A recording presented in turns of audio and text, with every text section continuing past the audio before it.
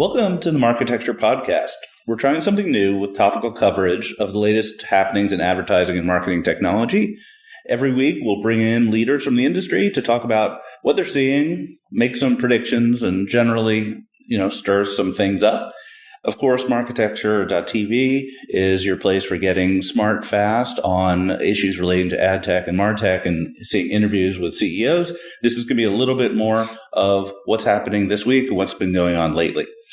So I'm Eric Paparo. I'm the co-founder of Marketecture, and I like to call myself an ad tech influencer. I'm here joined by two great experts in the advertising world. First, Eric Franchi, the founding partner of Aperium venture capital firm. Aperium is an investor in Marketecture, just as full disclosure. And Zach Rodgers, the co-founder and editor-in-chief of Marketecture. So thank you for being here, guys. Thank you for having us. Thank you, Ari. This is exciting. Let's just start off with, why are we interested in this topic? We're here talking about really primarily ad tech. Why is ad tech still interesting and worthy of talking about or worthy of listening to us talk about? Sure, I'll take that one. So I'm talking about it because I've always talked about it, and it's all I know how to do. Just kidding. You can't. It's your only job. You just.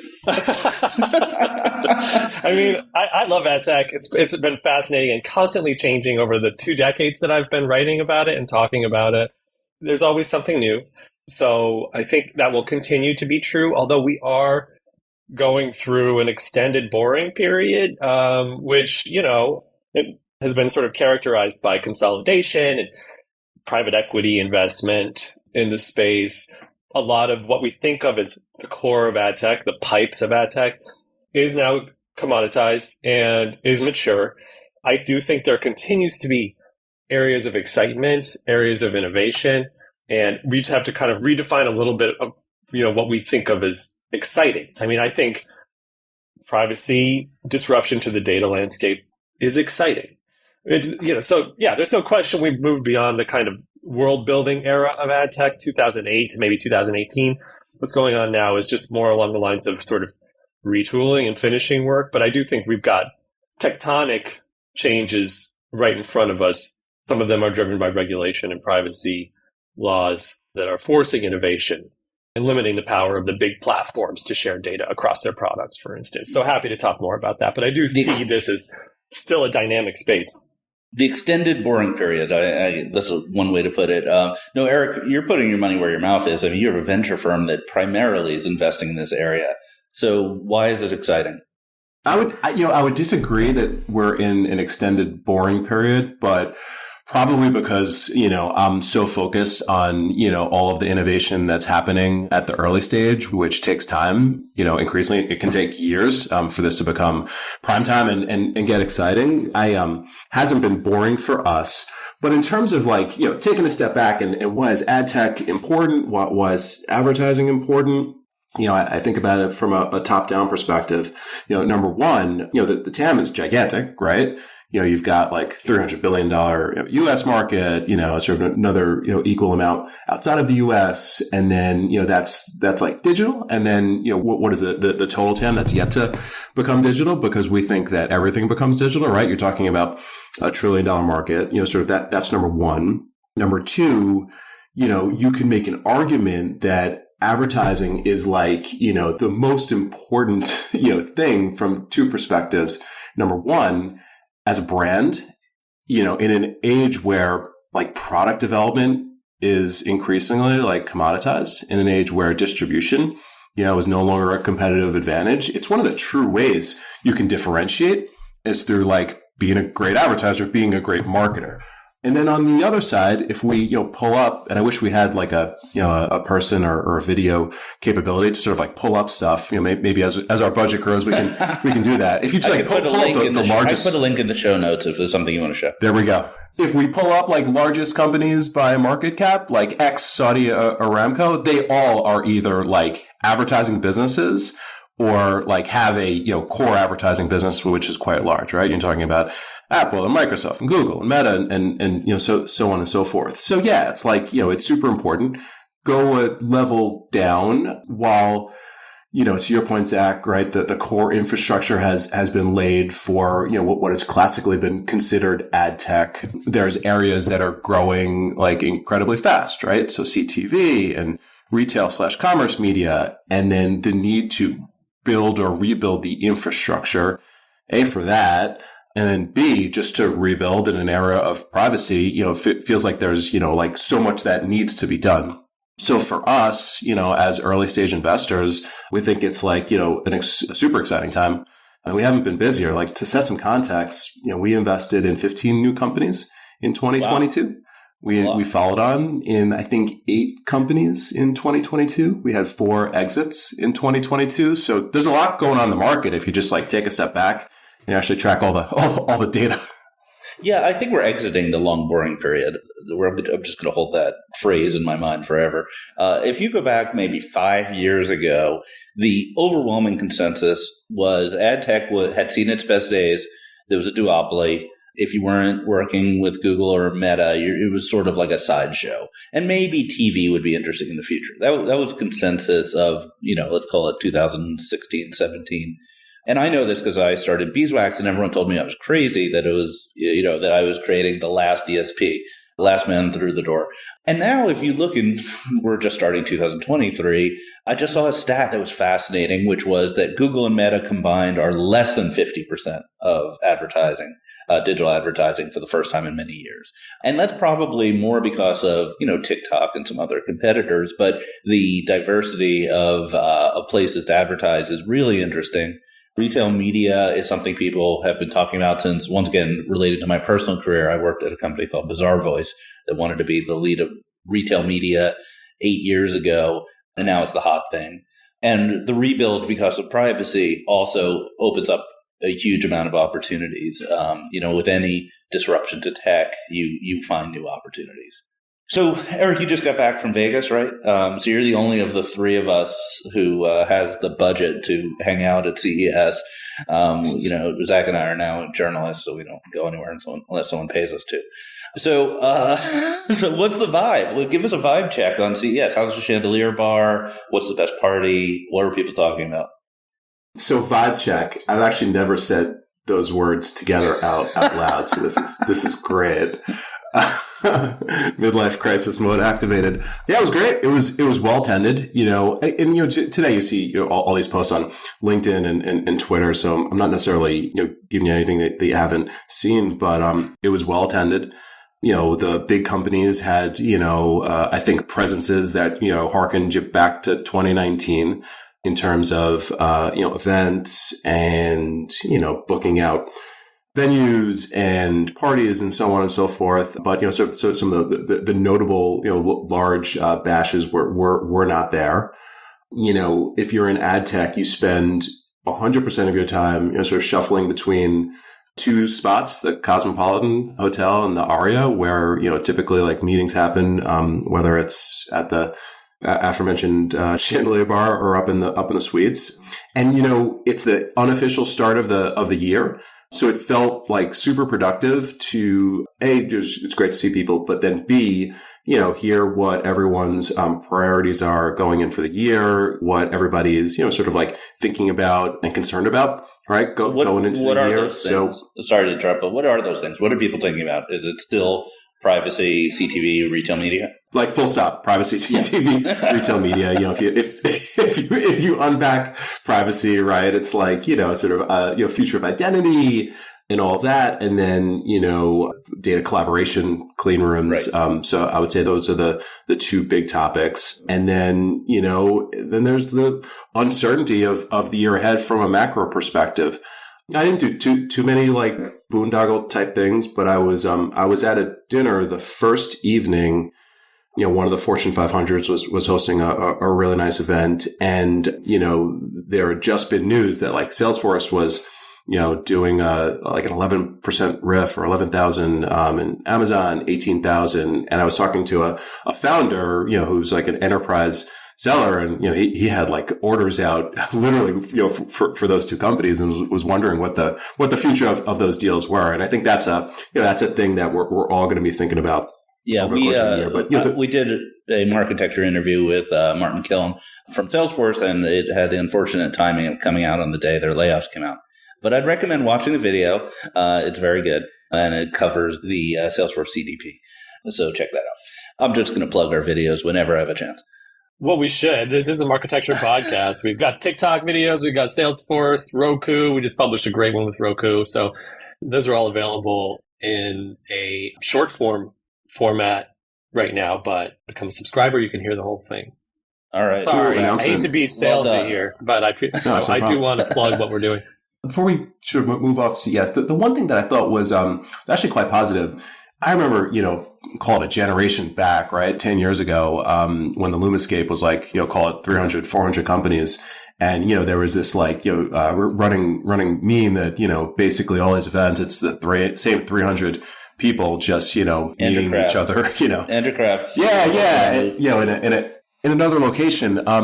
That's no longer the case, both from the standpoint of, how big the market is in terms of, how much ad tech touches and the number of companies there. And, quite frankly, the diversity of people in attendance, is, thankfully fewer ad tech tuxedos and, more women, more people of color. And, I know there's a lot more to be done there in certain places, like, sort of like visible difference and diversity and new faces, which I think is a really good thing. Yeah. All right. Well, so a couple of things. So the same 300, I just want to credit it as an Andrew Kraft invention. Everyone knows Andrew Kraft. And then the ad tech tuxedo, I think you invented that phrase, Eric. Can you explain what it is? Yes. I'll take credit for the name, but not the look. It was, I think, dark blue jeans, a gingham dress shirt, and a navy blazer. That's exactly right. You have to throw on unusual socks, and then you have an option between expensive kicks or loafers. That you go either way depending on your mood. Mm-hmm. In more evidence that ad tech remains an interesting place, we started out the year with a bunch of interesting announcements, news deals. Let's kind of talk about them, see if we have some hot takes here. Let's do Facebook first. So Facebook had a pretty sizable fine from Europe, as well as probably the big news is an adverse ruling on their privacy consent frameworks, where Facebook, for users of the app itself, uses the user personal information, meaning their behavior on the app, to target ads. And they don't ask for consent explicitly for that. They use what's called a contract, which means like terms of service. Basically, if you use the app, Facebook's assuming they have the right to use your data about how you use the app to show the ads on the app. Right. So this isn't Apple ATT. This is on the app, first party data. And surprisingly, or maybe not surprisingly, depending on your point of view, Europe has said that's not sufficient, that they need to get a different form of consent for doing that. Is this a big deal or not a big deal? I think it's huge in the sense that it's the second biggest GDPR fine to date. The first was Amazon. They were fined I think it was 800 million or so back in 2021, which is, Amazon is appealing. And Facebook will appeal too, but this is definitely consequential. I mean, if the ruling stands, it can have wide-ranging fallout, including at the kind of extreme end suspension of certain apps in the EU. I mean, Facebook has threatened to do that in the past. So are there implications for independent ad tech? I think, as you say, Ari, the ruling deals with what's in the terms of service. So it makes opting out not an option. And maybe there's a simple change that they could implement that would just force a more active opt-in and everybody can move on. But it's also notable that Meta has been hit with another massive GDPR fine I think it was 2 years ago, and it was against WhatsApp. So, still, to put it in perspective, we're talking about collectively maybe 600 million in fines for Meta in the EU involving just GDPR. If you contrast that with what has happened with Apple and Apple's tracking changes still eclipse the revenue impact on Meta. So I think Meta said $10 billion is what Apple's changes are going to cost it, and that's just in 2022. More than 20x the scale of this fine. Yeah, the fine, I mean, it's not chump change, $400 million fine or whatever it was. I think it's interesting in that we now are in a situation where first-party data needs consent. Let's just say that. So if you're a publisher who's been looking at this privacy changes over the last several years, you've always said to yourself, well, at least I know what's going on with my users, and I can use that, and I can send signals to people. And this kind of is a chink in the armor of that argument. Like, maybe I can. Maybe I have to ask my consumers, manually if it's okay for me to use the information about what they actually do on my website. And there were some people online on Twitter, Twitter ad tech is the best place. But there were some folks online in ad tech Twitter who were saying, like, you can't even do contextual ads now without consent, which I don't think holds water. I don't think that's profiling or user behavior. Yeah, that makes no sense because you're not even targeting a user. Yeah. It's adjacency, pure and simple. Exactly. Eric, let me throw one to you. So a company that I think you had invested in called Transmit Live had a pretty sizable exit. Probably a lot of folks are not that familiar with Transmit Live. I certainly had heard of them, but I didn't know them very well. You want to talk about that deal? Yeah, you're right. It was a portfolio company, is a portfolio company of ours. Might have actually been our first investment when Joe and I first got started. Transmit Live, sort of like as the name connotates, it helps primarily sports broadcasters monetize when in a live streaming environment, which is tough, and I think ends up being one of those like, hey, we need to think about infrastructure and sort of like redo infrastructure in the way that the consumer is moving and how media is changing. So if you're watching a football game, or soccer, or any of those sports that you might be watching from a streaming standpoint, Transmit can provide the technology to detect when an appropriate time to serve an ad is happening. Counterintuitively, that could be when like there's real action happening in the game and people are super engaged, and then they can help activate a very polite and user-centric ad experience to keep the game going, but allow a brand to advertise. And then there's applicability to video on demand services and non-sports as well. Yeah, it's a monster of a business that nobody really has heard of because, credit to them, they've been mostly focused on execution since day one. They started the business about 5 years ago. Founder and CEO is Seth Hitman, who started one of the first DSPs back in the day with Run, and he's just a incredible, fantastic operator.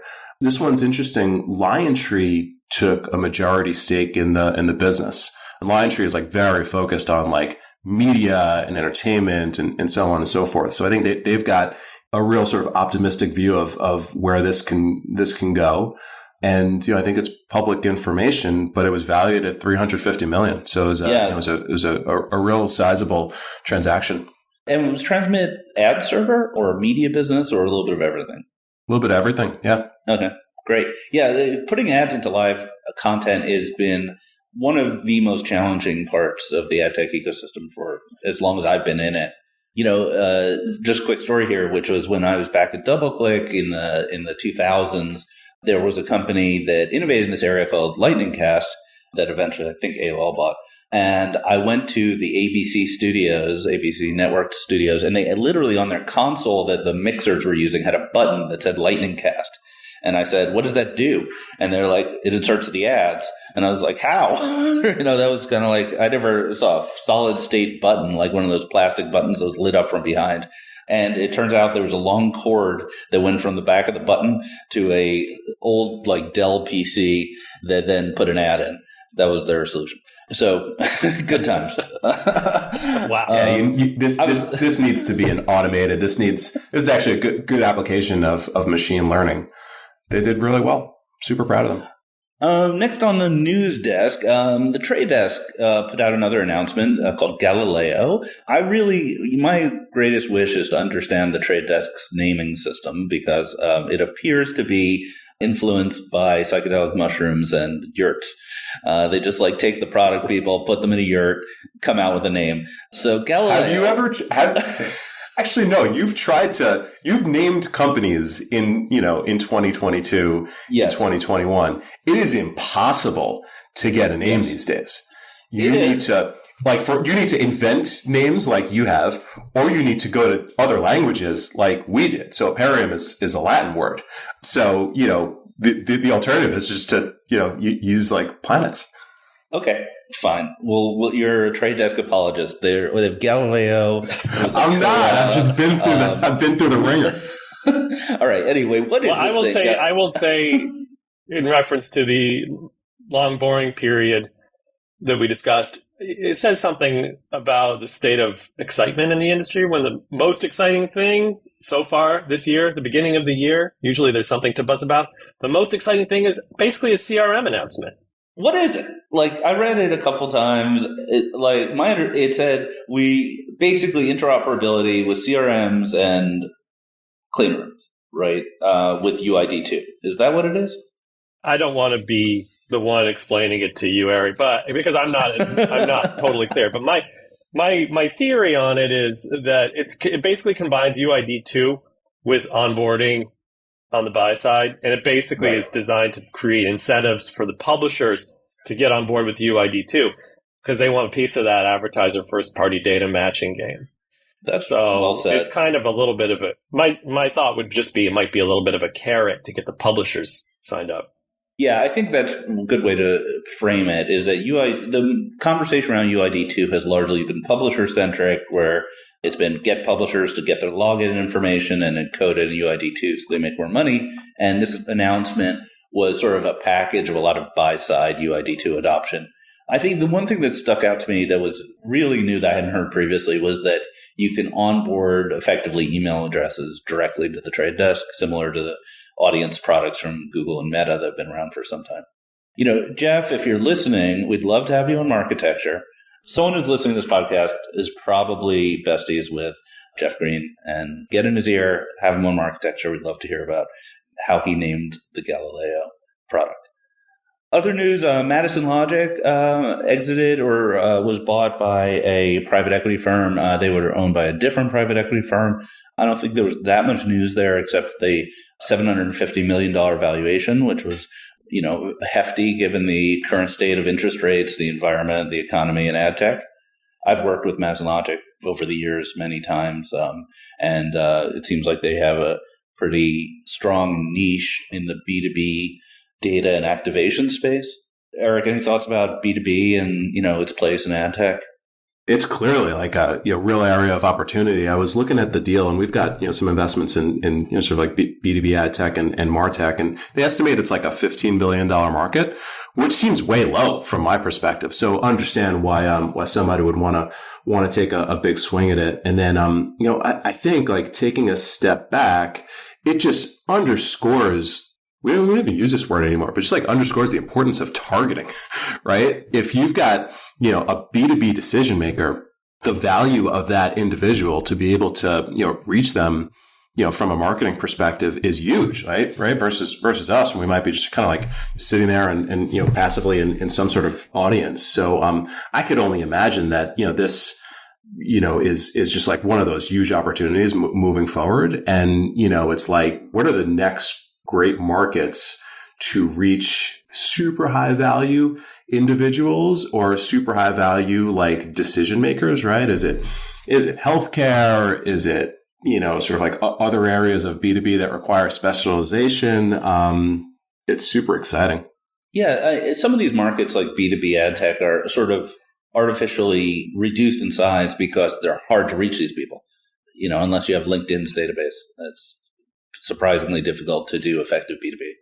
Yeah, but it creates like a great opportunity. Yeah, it doesn't, even though the targets are difficult to reach and small, they're so high value. That's why it sort of like doesn't matter. Yeah, exactly. Harry, to your point about LinkedIn, can I ask you a question about like whether you think, in one of our interviews with Xander earlier this year, they talked a little bit about how they're going to activate LinkedIn's data now that they're owned by Microsoft. And they sounded quite confident that they'd be able to bring that to the table for programmatic segmentation and bidding. Do you see like potentially a rebirth or, a Cambrian period for B2B ad tech just resulting from the availability of LinkedIn data? Yeah, I think it opens it up a lot. The traditional model of B2B is usually that the data and the media are hard bundled. So you have to go to someone like Madison Logic or Demandbase or someone like that to buy the ads. They're good companies, but they just don't give you a huge amount of self-service flexibility around the data because the data is their main asset. And LinkedIn, of course, has enormous reach among the enterprise, among executives, et cetera. So being able to sort of pick and choose which pieces of data you're going to use from LinkedIn through Xander's product that allows you to share data. I forget the name of it. It's called Connect or something like that. That gives some really interesting opportunities for people to experiment and do their own things with the B2B data that maybe they haven't been able to do in the past. There are some really interesting tricks. Like one of the big problems of B2B is, let's say you went into LinkedIn and you said, I want to target VPs at tech companies, right? And I have $1,000 to spend. What's going to happen?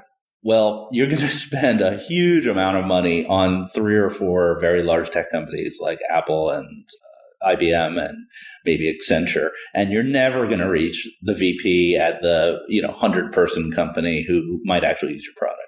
And so there's this weird frequency capping / distribution of budget problem in B2B that you need kind of custom algorithms to solve. And that's one of the reasons why companies like Demandbase and Madison Logic have been successful. So it's actually kind of hard from a media perspective.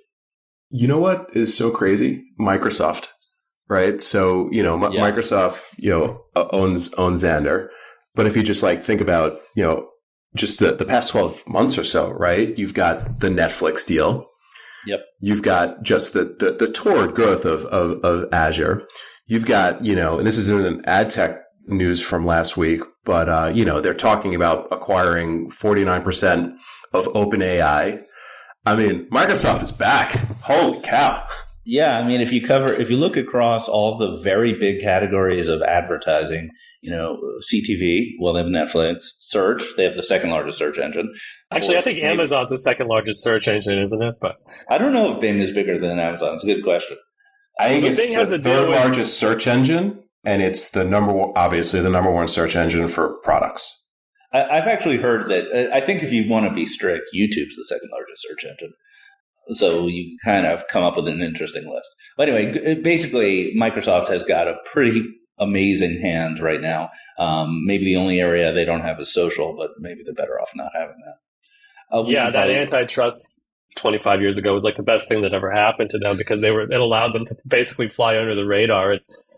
Google and Meta and Apple drew all of the heat. Actually, Apple didn't draw much heat, but you know what I'm saying. Yeah. Microsoft looked relatively harmless and sort of, castrated, and they just kind of came up from behind, and now they're just in a very strong position. It's neat to see, especially given Microsoft's early history in the digital advertising space and how they kind of turned tail, and it seemed like they were just done at a certain point.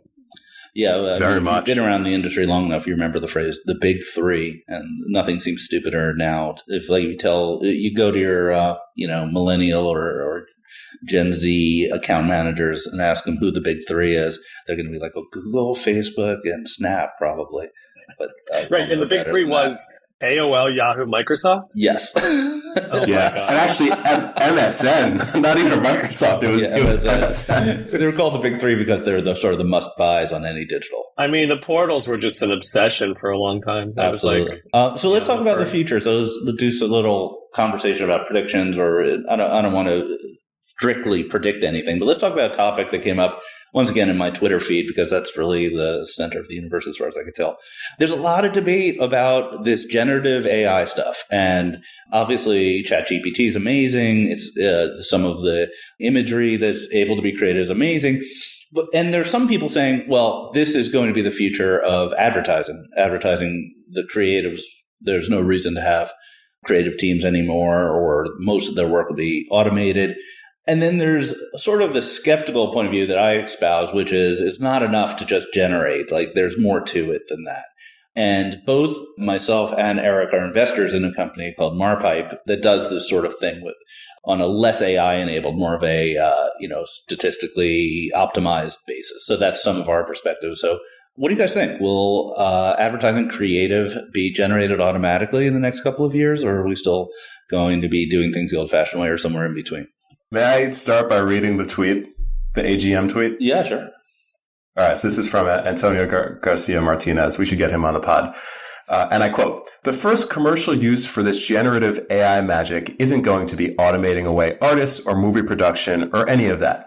It's going to be programmatic ad creative creation. The first commercial use of any promising technology is always either porn, crime, or ads." End quote. It's a good quote. I saw that and I just burst out laughing. Why did you start laughing? I mean, obviously Antonio is an excellent tweeter, but do you think he's right or is he wrong? Oh yeah, he's right. And again, this is I have the benefit of being in some of these companies that are not well known right now that are AI experts that are all over this stuff. But for certain, I think there is a ChatGPT moment for ad creative that everyone is going to experience in 2023. Like the tools to be able to, basically experiment with, type in whatever prompt you want, and then have ad creative produced for you. It's already there and it's already being done. And it's showing you a glimpse in the future. And I think AI takes away all the creative jobs, but absolutely, these things are operating at a scale that no teams of humans can do and can work faster.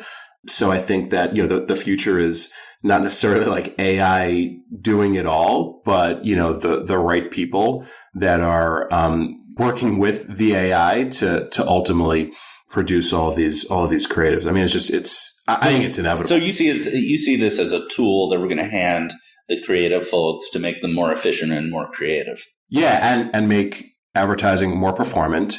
But I think practically speaking, and this isn't sort of the most positive thought, I do think that it's probably going to mean less people doing a lot of the sort of like truly creative production work. Right. Okay. So Zach, you spent a lot of your career writing. So are we going to replace you with tech? Yes, I hope that you replace the kinds of writing that I hate to do with tech. Writing can be really difficult and time consuming and unrewarding, some aspects of it. Other writing projects I love and I don't think can be replaced. I think I bring voice and expertise. So I'm not really concerned about myself being replaced. When it comes to copywriting for ads, we saw something interesting just a couple days ago. Ryan Reynolds did a little ad for Mint Mobile where he's on camera and talking to ChatGPT, and he's saying, write me an ad using my own personality with one curse word and one joke. And then ChatGPT spits out an ad. He reads it. That's the ad. And it's pretty good. So we've already had our first kind of mass market advertisement with a celebrity that's actually written by ChatGPT. Now, in terms of implementing this technology at scale across agencies, brands, tech, I guess I'll wait and see, what the use cases are. I mean, optimizing on large data sets was one of the original ad tech use cases. Going back 15, 20 years, we've had agencies using dynamic optimization to generate ad creative. So it doesn't necessarily feel new or exciting to me. I think the question that I have is what inputs are going to make one brand's creative perform better than another brand? Are they all going to end up optimizing to the same basic look and feel? And as we all know, ChatGPT, it's not very interesting. The voice, the way it expresses itself is a little dull. It's very good at following instructions. If you tell it to say something funny, sometimes it hits the mark. Usually it just feels a little flabby and weak. I suspect that if we all just unleashed ChatGPT on every advertiser's creative tomorrow, we would end up with a lot of shit that actually looks and sounds the same, undifferentiated, boring. Yeah. So let me jump in here. I think that my skepticism is for a brand, they have sort of imagery and colors and text that is within their sort of brand scope. They're within their brand image. And so there's sort of a limit on how many variations or how wide you could allow the AI to vary things. If you have a product image are you really going to let the AI come up with different product imagery than the ones that you've paid a professional photographer to build? That's kind of one skepticism I have about it. The second skepticism I have is that for certain kinds of brands that just want performance at all costs, they may be able to experiment a lot, especially on social where there's a strong conversion signal. But when we're talking about open internet where the conversion signal is pretty weak, like you may not know if something converted for weeks at a time afterwards, I'm pretty skeptical about the benefit to having a large number of creatives because you can't really optimize them. So those are my two kind of general skepticisms on this. What do you guys think? Eric, I don't know your perspective, but I think it'll be cool when we see this in the hands of creative people. Like, it's a little abstract at the moment. I do think it's powerful. My wife is a faculty member at an institution of higher education, and she just recently had to take part in a bit of a tribunal where a student had been put on notice or reported for using ChatGPT. So I've heard people express skepticism that this is going to replace college and high school paper writing, and I don't think it's far-fetched at all. I think we're going to see implications that stretch across many corners of our culture. And, I think certainly in this industry, there's still a lot of low-level tasks that can be automated. Yeah. This is just, the AI experts I've spoken to are sort of rolling their eyes a little bit at the amount of attention that the ChatGPT has gotten because, they're following incremental improvements. And, the fact is this is just one of the instances where OpenAI has made tools directly available to consumers. So it's a marketing moment for AI, which is rad. I mean, I love it. I love that it's a topic of discussion for all of us. It's really Eric, cool thoughts? When you work with it. Yeah. I mean, content creation, landing page creation, content marketing, blog posts. Those are all things that are, right in the crosshairs here. Search ads. I actually saw someone live doing it. I walked into someone's office and their marketing person was like, "Hey, I'm using ChatGPT to create our search ads." It's kind of amazing. Well, there you go. It's happening. Yeah, for anyone listening that wants to, actually play with this stuff, check out what Memorable is up to. They're a portfolio company, admaker.memorable.io. You can go build some ads, and it's awesome. Awesome. A great way to finish. That's a wrap. So this is our first Marketecture podcast. Folks, let us know what you think of this. Make sure to subscribe, to send it to your friends. If anyone knows Jeff Green, tell him he needs to come on Marketecture. Thank you, Eric and Zach, for being part of this. I hope this was a good conversation. Lots of fun. Can't wait for next week. Thank you for subscribing to Marketecture. New interviews are added every week at marketecture.tv and your favorite podcasting app.